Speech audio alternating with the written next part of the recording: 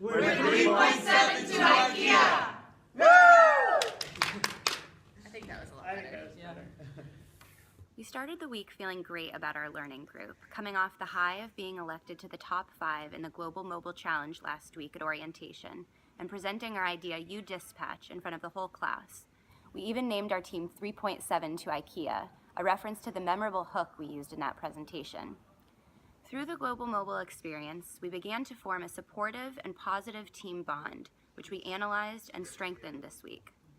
Some team members had stood out as vocal leaders and natural presenters, but we still didn't know that much about each other's personalities, backgrounds, working styles, and strengths and weaknesses, so we explored those during managing groups and teams this week.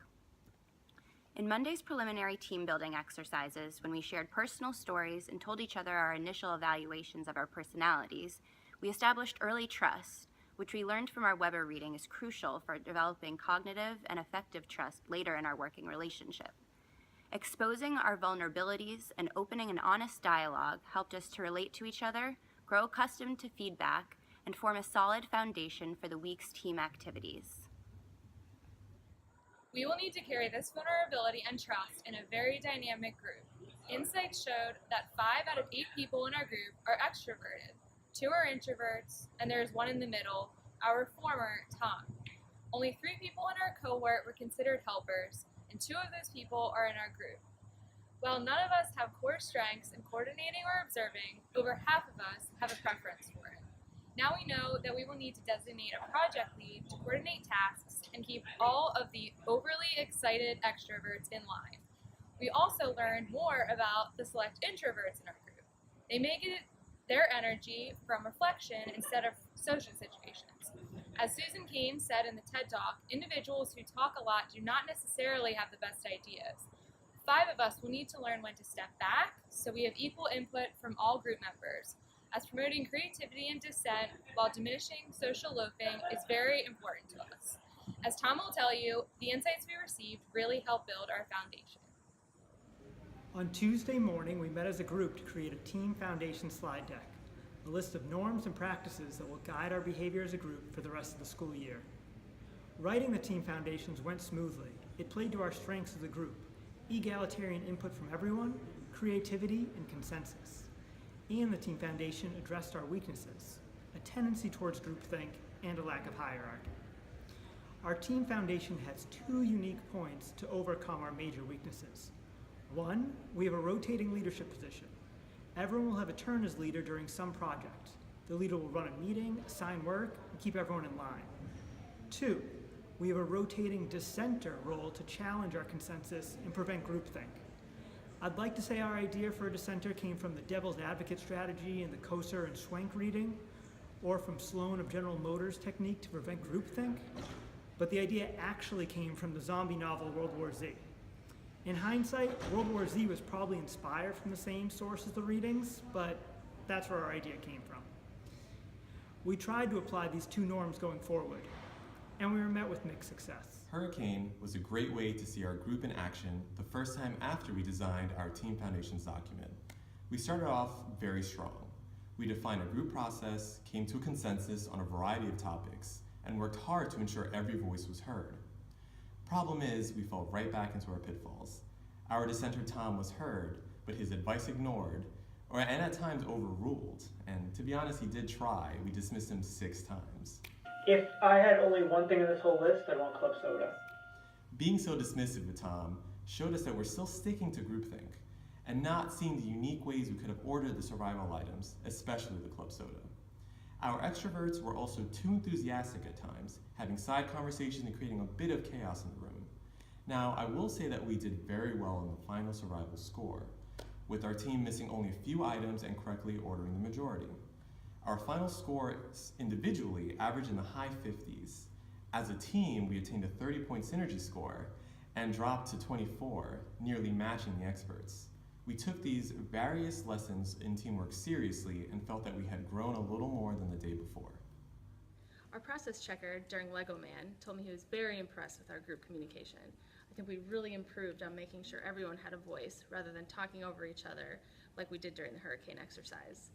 Just like Koser and Schwenk in Agreement and Thinking say, People with different viewpoints must be encouraged to provide thought on important decisions.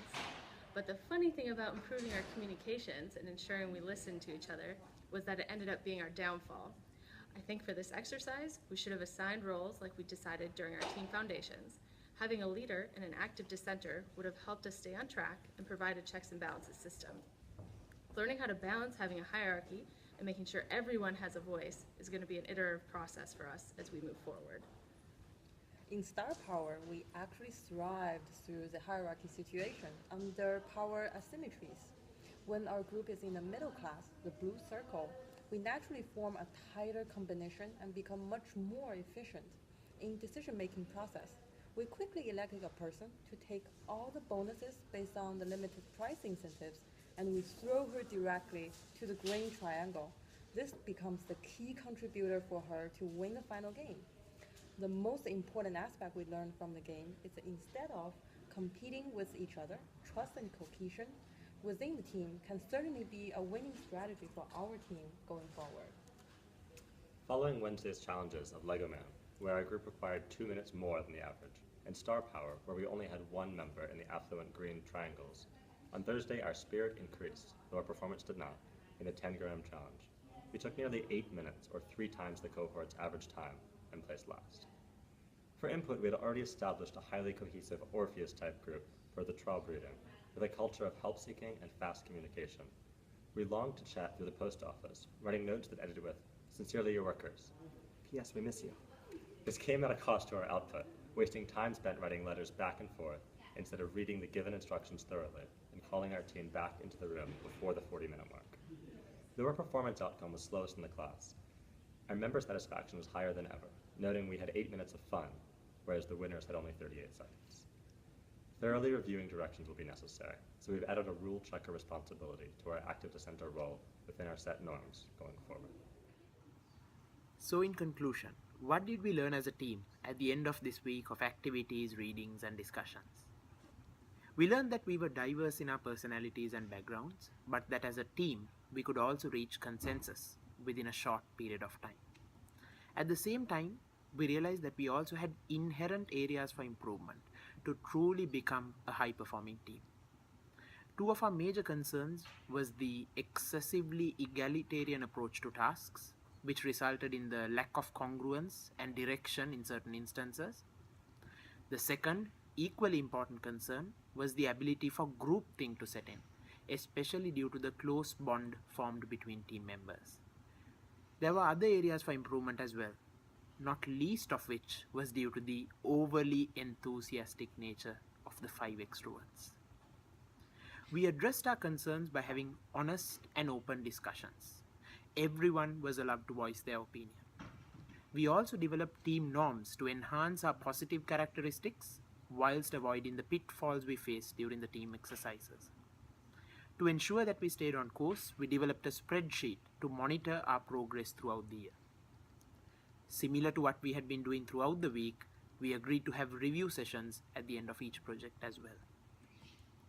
Over the next couple of months, our team will undoubtedly encounter challenges that test our patience and endurance.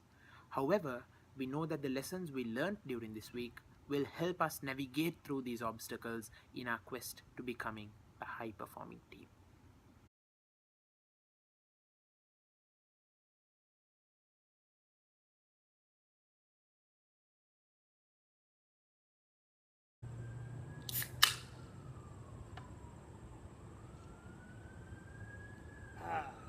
Club soda.